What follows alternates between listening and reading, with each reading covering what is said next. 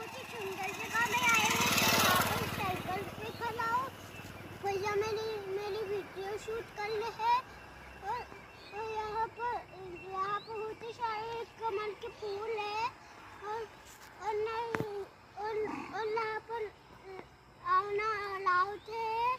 और यहाँ पर ना इधर देख के, सामने भी देख के बुआ।